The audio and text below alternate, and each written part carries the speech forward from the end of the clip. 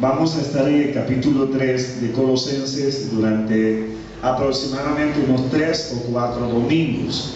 Entonces, se prepara para estar ahí en ese capítulo y mirar las bendiciones que Dios tiene para nosotros allí en el capítulo 3 de Colosenses.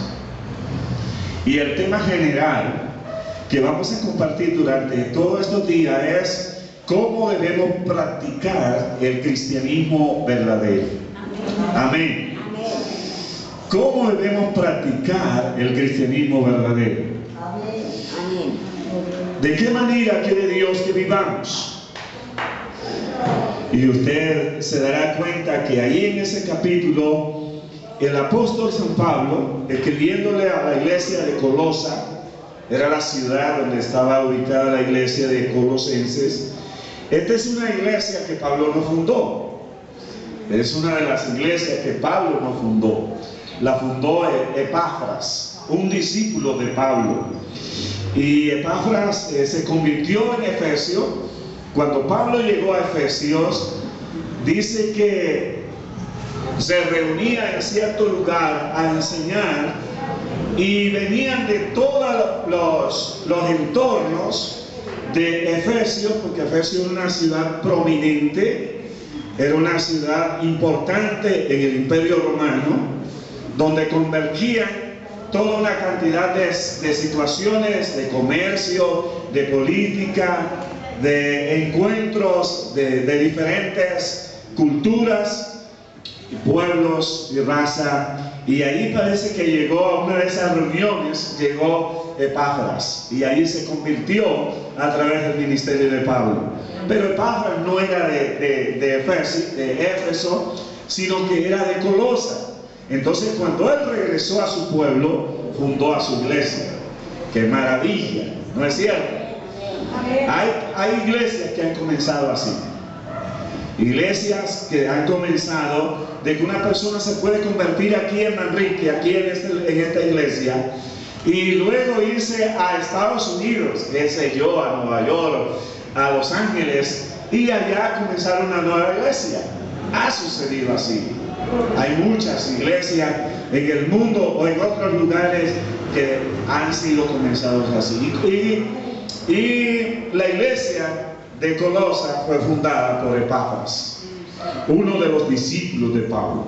Y parece que esta iglesia recibió un adoctrinamiento y unos fundamentos bastante fuertes. Y la palabra que vamos a estudiar durante este domingo es que Pablo, habiendo recibido un informe de la iglesia, una iglesia que él no había fundado, y al ver la forma como el contenido de esos informes, él escribió esta iglesia. La iglesia estaba siendo atacada por una doctrina rara, como hoy. La iglesia es atacada por diferentes doctrinas, de diferentes ramas, de diferentes índoles. Y ustedes lo ven todos los días, para arriba y para abajo, tocando las puertas y tratando de engañar a las personas. La iglesia de Éfeso, todavía el peligro de la iglesia de Éfeso era peor, porque los engañadores estaban dentro de la iglesia. Habían ciertos maestros que estaban enseñando cierta doctrina, que no es el caso de explicarla aquí en detalle, pero se la voy a decir en qué consistía la doctrina.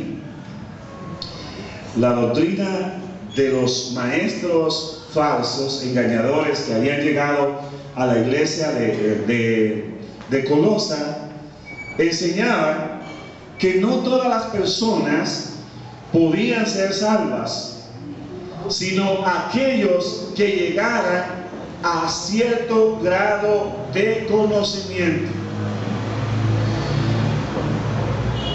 Y ese grado de conocimiento los habilitaría, los haría como candidatos para alcanzar la salvación a través del conocimiento. Era una mezcla. Había que creer en Cristo, decían ellos. Había que creer en el Evangelio, pero había que seguir otra corriente, y esa otra corriente lo enseñaba los gnósticos, el gnosticismo, que decía que una de las doctrinas básicas del gnosticismo es que se alcanza una vida superior en base al conocimiento. Y esa era la doctrina que estaba ahí. Entonces Pablo escribe aquí en el libro de Colosenses, en el primer capítulo, escribe de que Jesucristo es suficiente para la salvación. Y no hay conocimiento, ni ninguna otra doctrina, ni ninguna otra práctica que sea superior a Cristo. Amén.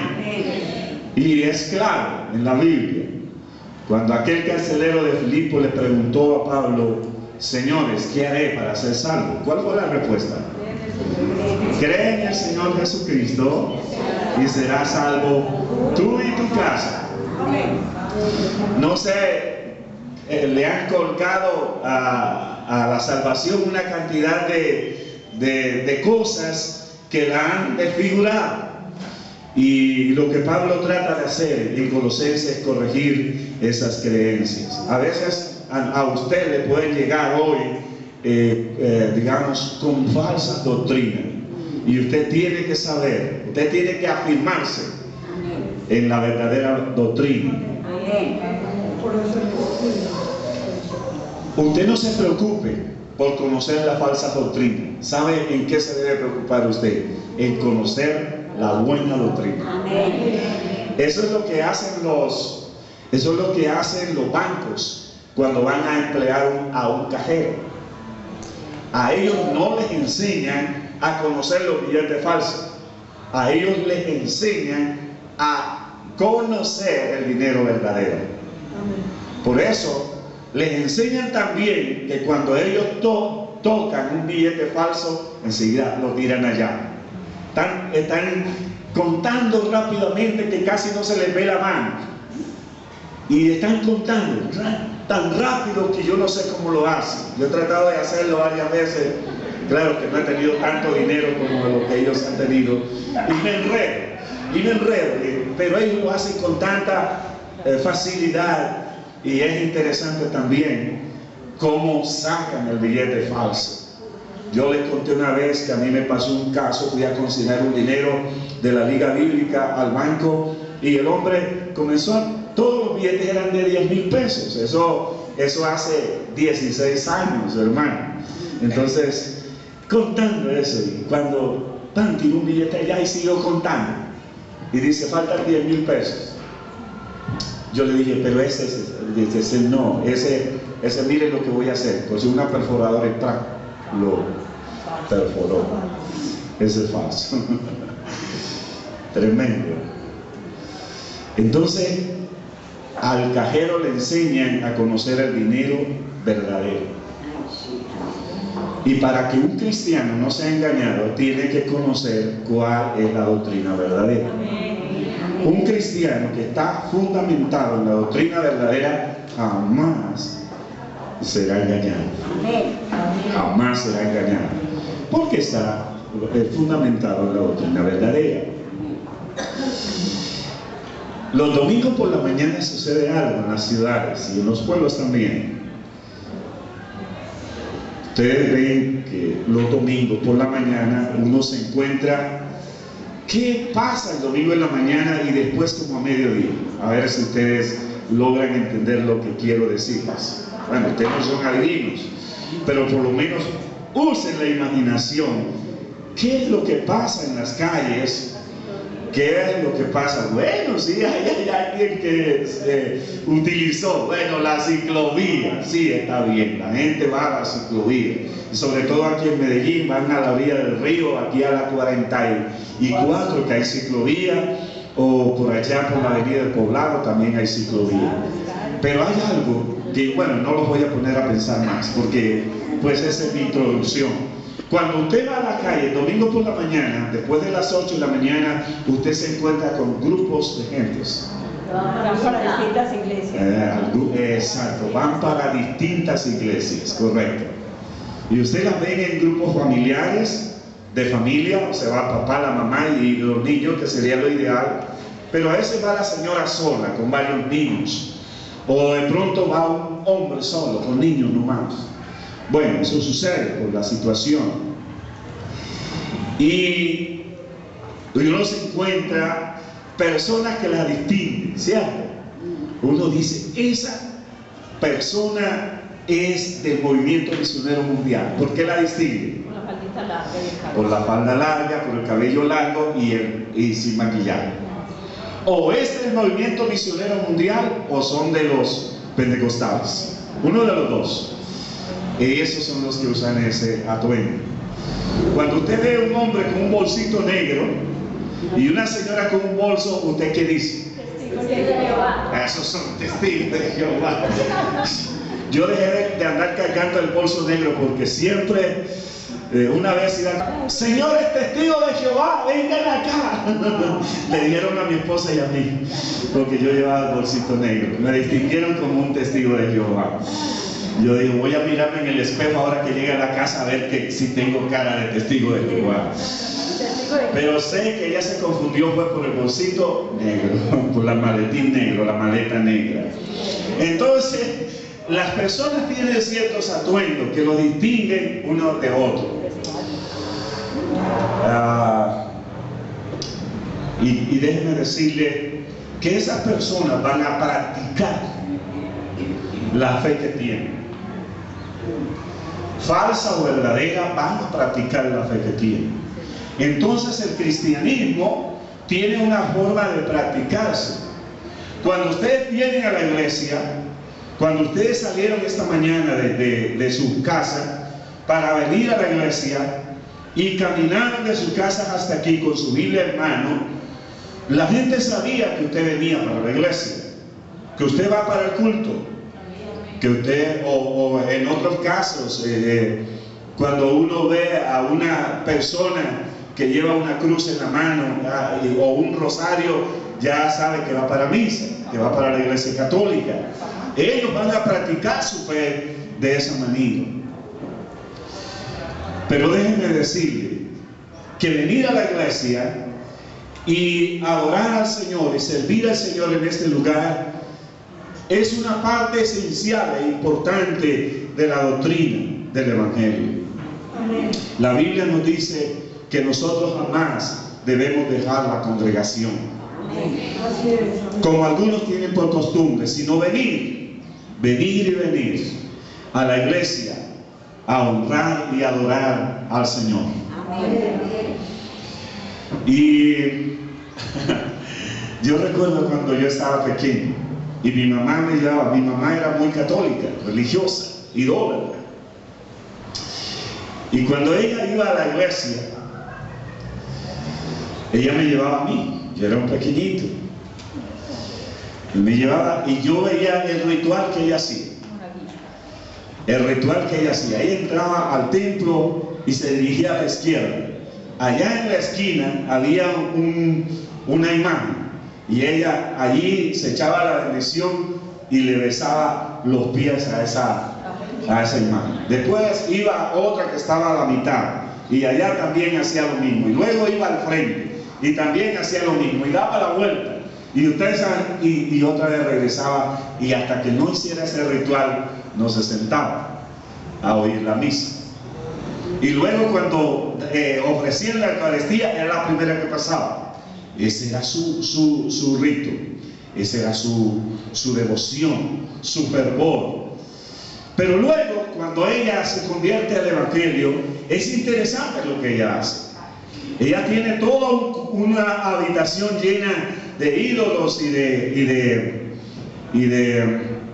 esculturas y de cuadros y todo lo demás.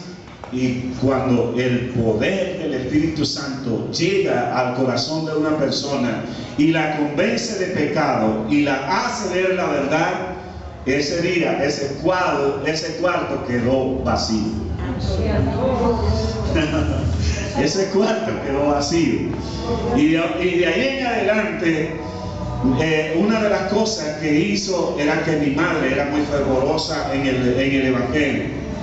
Ella asistía a la iglesia los 7 días de la semana. Iba al culto de escuela dominical y luego en las iglesias hacían cultos por la tarde, por la noche, y ella también iba al culto por la noche. Y al día siguiente, el lunes, había un culto que ellos llamaban de damas, que únicamente era de mujeres, y ella iba al culto de mujeres. Y el martes había un culto que se llamaba culto de oración, y ella iba al culto de oración. Y el miércoles había un culto que ellos llamaban el culto de estudio bíblico, y ella iba al culto de estudio bíblico. Y luego el jueves había un culto que llamaban culto de sanidad divina, donde se oraba por los enfermos y el Señor hacía milagros y sanidades. Y mi mamá iba al culto de sanidad divina. Y el viernes era en la calle. Se iba a cualquier barrio y se evangelizaba y se hacía un culto en plena calle, y allí estaba mi mamá.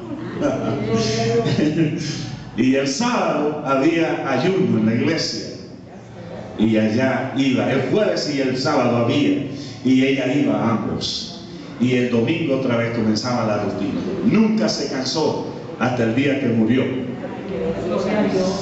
Hasta el día que murió mi madre. Era una mujer fervorosa, y eso fue una de las cosas que me enseñó a mí. Cuando yo me convertí, yo sabía cómo se debía practicar la fe fervorosa en el Evangelio, y eso hizo. Yo me convertí a los 17 años. Nunca se me olvidó el ejemplo de mi madre, y luego pues de mi padre cuando se convirtió después. También el poder del Evangelio lo tocó y lo hizo ser de un hombre borrachín, mujeriego y irresponsable, a ser una persona trabajadora, noble, a ser una persona iracunda, violenta, a ser una persona mansa. Mi esposa puede dar fe de mi padre. Mi padre fue un cambio en su vida tan dramático que yo no pensaba que él podía ser el mismo, y la verdad que no era el mismo. Jesucristo lo cambió totalmente. Entonces, eso es la práctica del Evangelio. Pero Pablo, aquí en el capítulo 3, nos muestra cómo debemos practicar la vida cristiana, cómo debemos practicar el verdadero cristianismo. Y comenzamos con el versículo 1. Voy a leer 9 versículos donde vamos a estar en esta mañana. Vamos a parar en cualquier momento. O sea, no es que vamos a estar hoy porque no vamos a tener afán, porque la verdad es que es un tema como para manejarlo con todo el cuidado, con digamos la importancia que merece. Y voy a leer, en esta mañana voy a leer hasta el versículo 4. Esta mañana no voy a leer sino hasta el versículo 4. Dice la palabra: si pues habéis resucitado con Cristo, buscad las cosas de arriba, donde está Cristo sentado a la diestra de Dios. Y el versículo 2 dice: poned la mira en las cosas de arriba y no en las de la tierra, porque habéis muerto y vuestra vida está escondida con Cristo en Dios. Y cuando Cristo nuestra vida se manifieste, entonces vosotros también seréis manifestados con Él en gloria. Bendito sea el Señor. Amén. Gloria a Dios. En estos 4 versículos encontramos lo que yo he llamado, y ese es el primer punto de este estudio, las bases de una correcta práctica del Evangelio. O sea, son las bases las cuales Pablo establece aquí. Una persona que tenga esta base es una persona que va a practicar en forma correcta el Evangelio.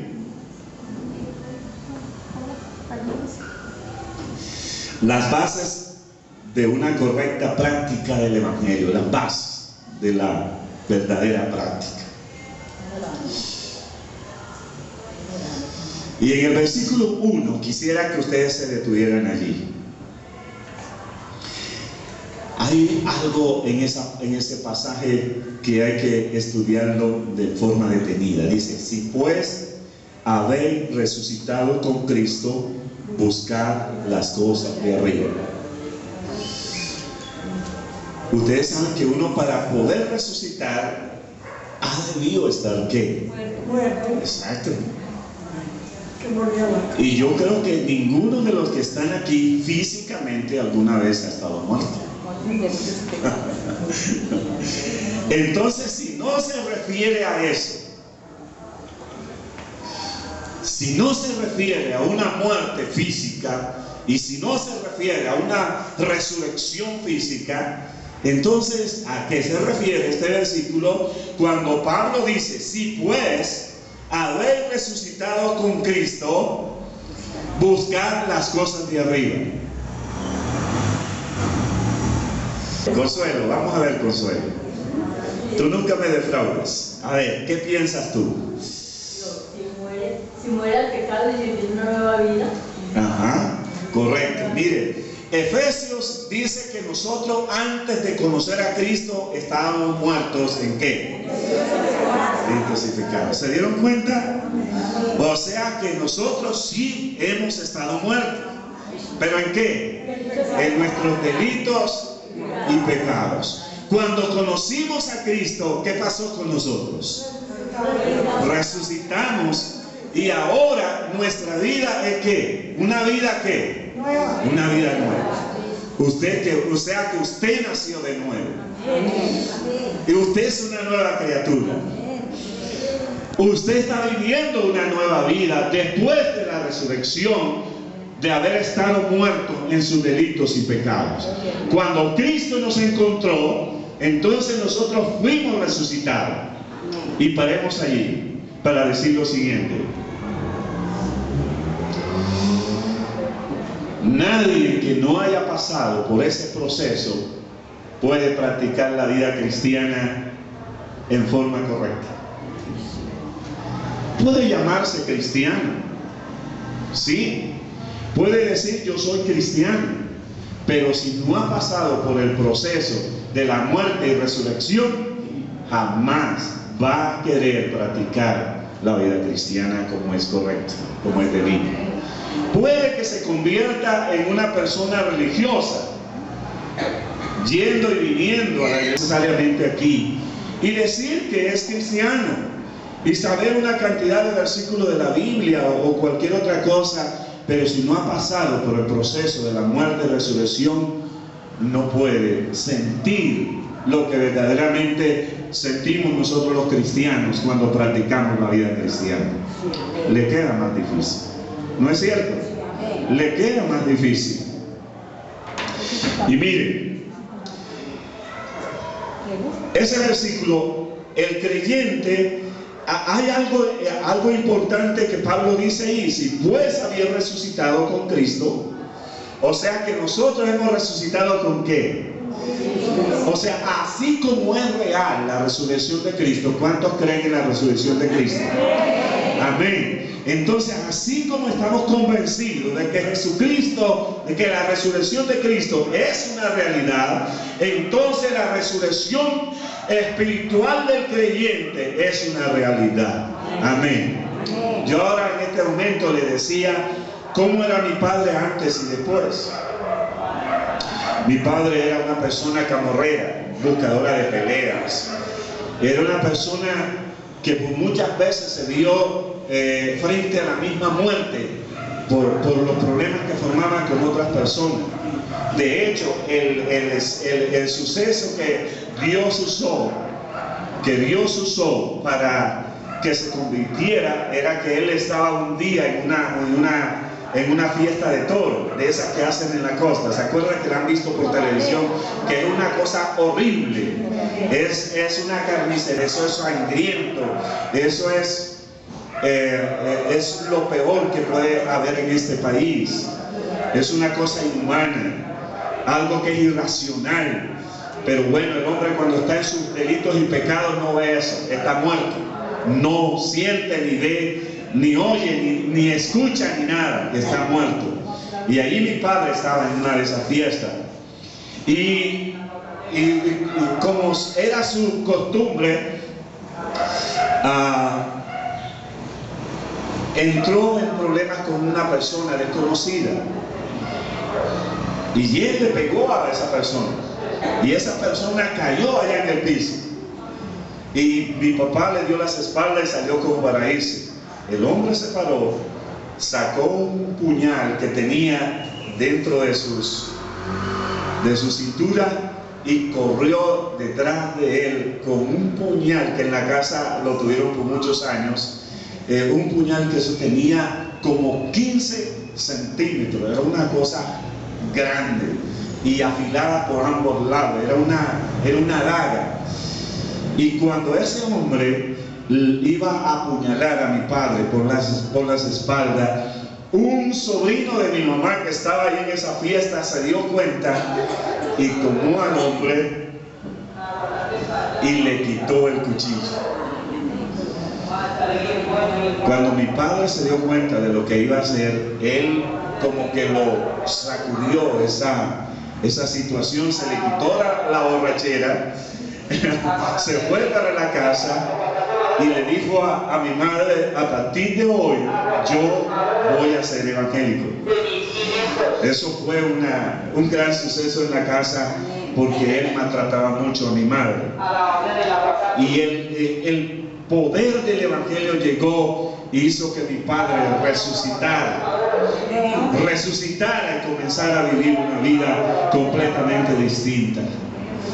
Abandonó toda su vida de pecado y comenzó a vivir. Para nosotros, los hijos, fue también una gran bendición, porque cuando hay esos problemas en la casa, los que sufren más grandemente eran los hijos. Cuando mi padre llegaba a maltratar a mi madre, nosotros salíamos corriendo como unas ratas a escondernos, porque nosotros también llegábamos. Era una situación muy horrible. Se oían en esa casa las palabras más vergonzosas y sucias que usted pudiera escuchar, que usted escucha hoy alrededor suyo. Esas se oían ahí. Pero a partir del día en que Dios transformó la vida de mi progenitor, nunca más escuché una palabra de esa naturaleza en la casa. De tal manera que mis hermanos mayores que no eran convertidos, una vez uno dijo una palabra de esa en la casa porque un animal le había hecho no sé qué cosa, y mi madre se paró frente a él. Mi madre era una mujer muy grande, medía 1,54. Pero se paró frente a mi hermano, que es casi del grande como yo, y le dijo: nunca jamás, le dijo así que temblaba, nunca jamás diga esa porquería aquí en mi casa. Nunca jamás lo quiero oír con esa palabra. Usted no escucha esa palabra ni de su papá ni de mí aquí. Nunca jamás. Y puede que mi hermano les haya seguido diciendo, porque él todavía no es creyente. Pero mis queridos hermanos, nunca más la dijo en la casa. Nunca jamás la dijo en la casa.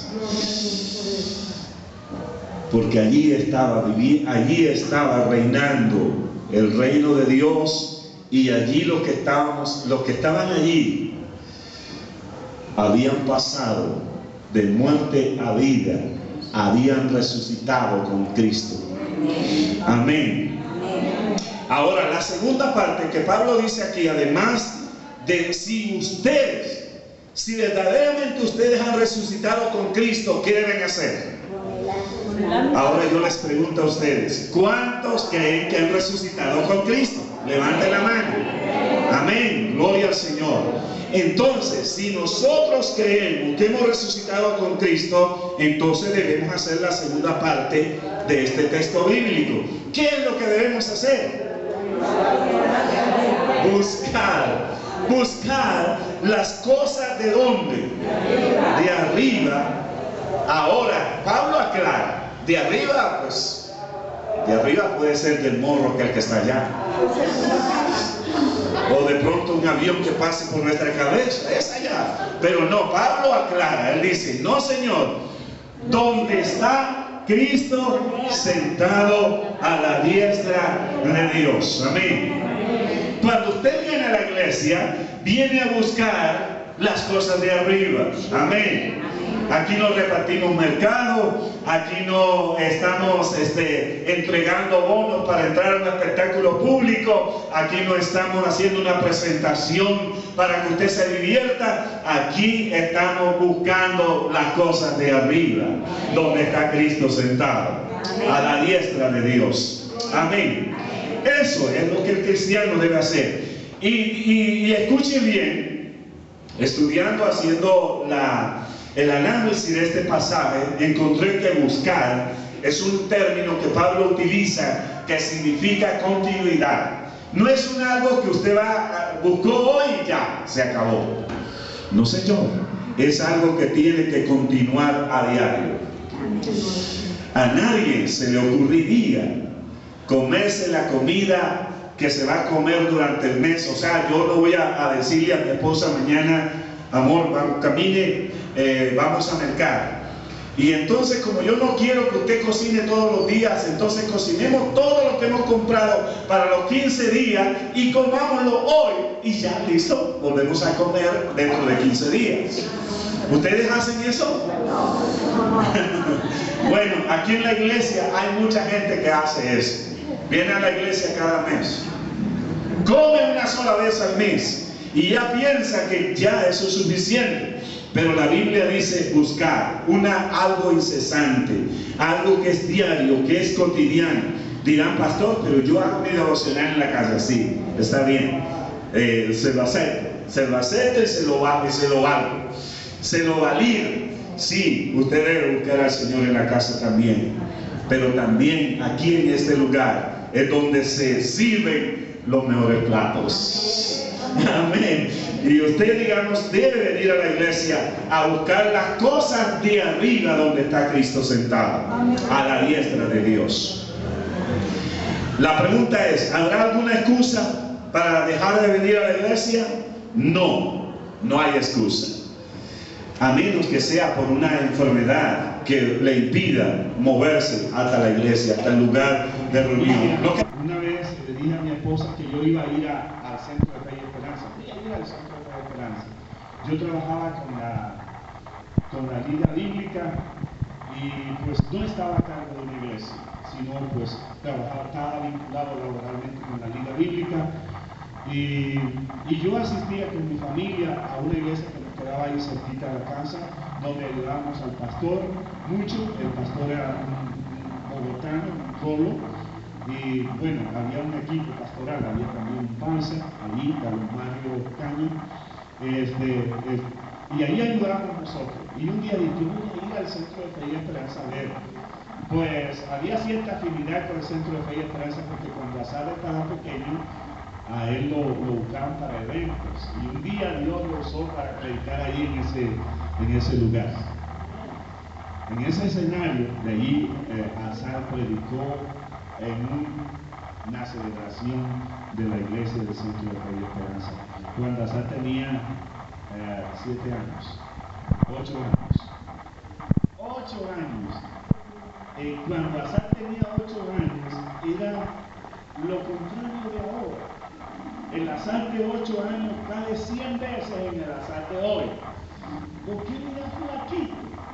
A mí me daba hasta lástima. Él se ponía el pantalón y tenía que darse vuelta el cinturón como 2 veces para poderse ajustar. Era flaquito. Yo no sé qué le pasó. Pero hoy, bueno, y yo fui al Centro de Fe y Esperanza, y ¿sabe qué observé? Que todos los que iban, la mayoría que iban en uno de los vagones del metro, llevaban Biblia. Y muchos se bajaron ahí conmigo. O sea, eso es bueno cuando uno ve que la gente se mueve a la iglesia conmigo. Eso es parte de la práctica del Evangelio. No es todo, pero esas son las bases fundamentales. Cuando una persona ha resucitado con Cristo, busca en su casa, hay dos formas de búsqueda. La búsqueda personal, que es el devocional diario en su casa, pero también está la búsqueda en comunidad, como lo estamos haciendo en esta mañana. Entonces,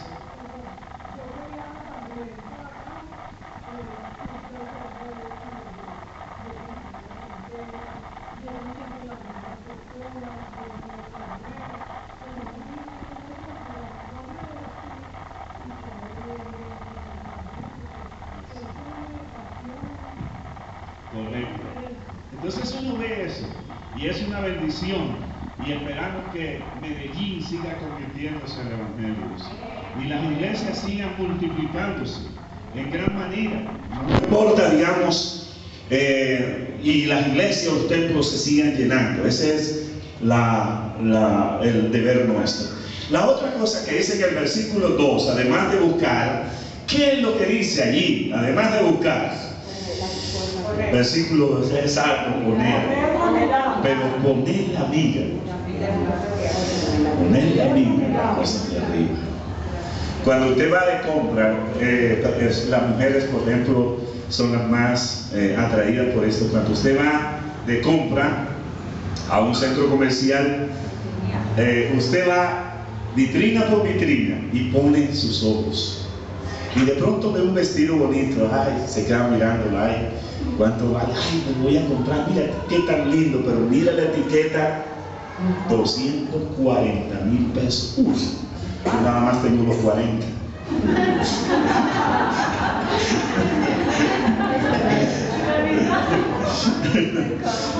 ¿No es cierto?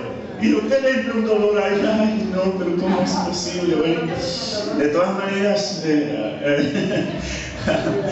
usted, digamos, pone su mira. O sea, poner la mira significa poner su interés.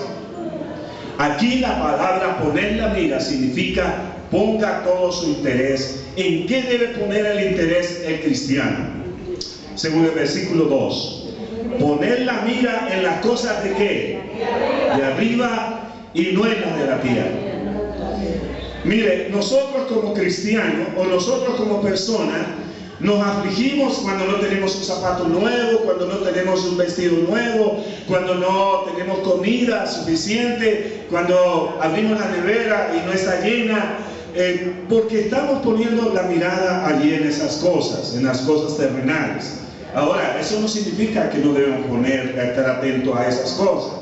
Naturalmente que debemos hacerlo, pero la Biblia nos hace un llamado. Dice, mire, no todas las cosas que ustedes ven ahora y que los atraen es lo que verdaderamente les va a durar. Lo que les va a durar es lo que no se ve, y en eso deben poner la mira, en las cosas de arriba.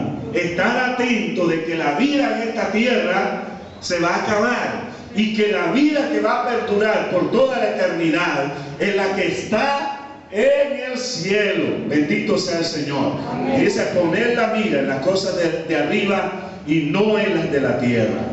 El hombre no es solo materia, es la parte del hombre la que menos dura. Ustedes saben que la materia es la que menos dura. La mayoría de nosotros, la mayoría de los hombres, algunos pequeños grupos llegan a los 90 años, pero cuando llegan a los 90 años ya tienen una cantidad de achaques y de dolores, dolasma, enfermedades, situaciones, qué sé yo. Es porque la vida física se acaba. Por eso la Biblia nos hace un llamado. Miren, no pongan la mira tanto en eso, pongan la mira en lo que les va a durar. Amén. Si usted va de paseo a Cartagena, pues usted se hospeda en un hotel, paga y se viene, ¿cierto? Pero si alguien le dice, mira, te vas para Cartagena, allá vas a tener un empleo, allá vas a durar 50 años, entonces ¿usted qué hace? Usted va y alquila una casa, o compra una casa en Cartagena, porque su tiempo va a ser mucho en esa ciudad. Pero por eso nosotros, el cristiano debe poner la mira en las cosas de arriba y no en las de la tierra. Pablo decía en 1 Corintios, si alguien está anotando puedo ponerlo allí en su nota, 1 Corintios capítulo 15 versículo 32.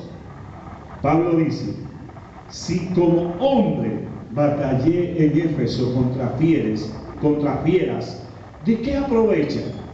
Si los muertos no resucitan, comamos y bebamos, porque mañana moriremos. O sea, si nuestra vida se acaba aquí en la tierra, entonces ¿para qué preocuparnos? Como dice el refrán, el que murió se acabó. El que se murió se acabó. Eso no es verdadero, eso es falso. Ese refrán es falso. Hay una vida, y es una vida eterna. Pero mire, la otra parte que debemos tener en cuenta es que tampoco se trata de vivir esta vida en forma irresponsable, sin hacer nada para el cuerpo. De hecho, los negocios que más venden hoy en día, cosas son aquellas que venden cosas para el cuerpo, ¿no es cierto? ¿No es cierto, mujeres? Cremas, ¿cómo es? Esmaltes para las uñas, pinturas para el cabello, las cejas y todo lo demás. Toda una cantidad de cosas. Bueno, y eso es bueno, ¿no es cierto? Porque imagínense ustedes, digamos, acercarse a una mujer que está aquí en la iglesia y huela a cebolla, a ajo, a trigrizar.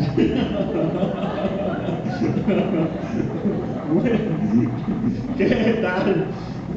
Bueno, sí, no es irresponsable que nosotros debemos siempre buscar lo mejor. Inclusive por eso debemos cuidarnos. No debemos comer demasiada grasa. De vez en cuando sus 3 o 4 chicharrones bien grandes, no hay problema. Pero no más. Siempre cuidar nuestro cuerpo. En 1 Tesalonicenses 4, versículo 11, la Biblia dice que de la abundancia del corazón habla la boca, ¿cierto? Entonces ya ustedes saben qué es lo que me gusta a mí. 1 Tesalonicenses 4:11 dice que procuréis tener tranquilidad y ocuparos en vuestros negocios y trabajar con vuestras manos de la manera que os hemos mandado.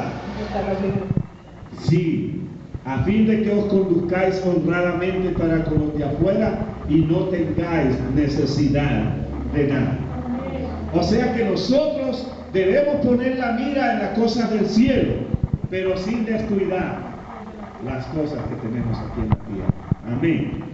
No debemos. Y por último, Pablo nos señala aquí en el versículo 3, que dice lo que nos debe motivar a nosotros para en primer lugar, vivir la vida resucitada con Cristo, buscar las cosas de arriba y poner la mirada en las cosas de arriba. ¿Qué es lo que nos debe motivar? El versículo 3. Porque habéis muerto y vuestra vida está escondida con Cristo en Dios. Hay muchas personas que dicen que la Biblia es un libro que se contradice. Y parece que este versículo está contradiciéndose con el versículo 1, ¿no es cierto? Allá Pablo dice que hemos resucitado y aquí dice que hemos muerto. Entonces, ¿cuál de los dos es el verdadero? Déjeme decirle que todos dos. Hemos resucitado con Cristo a una nueva vida con Cristo, pero a la vez hemos muerto al pecado, hemos muerto a la vida de este mundo y ahora vivimos y nuestra vida está escondida en Dios. Sí tenemos vida, sí estamos resucitados, pero esa vida está escondida en Cristo. Amén. Y allí dice Pablo que cuando Cristo, vuestra vida se manifieste, estoy leyendo el versículo 4, entonces vosotros también seréis manifestados con Él en gloria. Bendito sea el Señor. Déjeme terminar por esta mañana con lo siguiente. Es una vida que está escondida en Cristo. Nuestra vida está escondida en Cristo. Pero cuando todo termine en esta tierra, o sea, cuando nuestra vida terrenal termine, entonces comenzará la vida eterna en la presencia del Señor. Esa vida que está escondida en Cristo va a salir a relucir en nuestra vida. Para aquellos que le tienen miedo a la muerte, déjenme decirle que es un suceso que obviamente espanta a mucha gente, pero para el cristiano la muerte es el umbral de pasar de la vida temporal, de la vida que se acaba, de las enfermedades, de los achaques, de los dolores, del sufrimiento, de la tristeza, de la frustración. Es pasar ese umbral a una vida que va a perdurar para siempre, llena de gozo, de alegría, llena de fortaleza, de entusiasmo y de saber que esa vida nunca se acabará. Fuera la vejez, fuera las debilidades, fuera los dolores, fuera los achaques que tenemos en Cristo. Escondida es una vida que saldrá a la luz cuando nuestra vida terrenal se acabe. Bendito sea el Señor por eso. Póngase de pie y vamos a orar.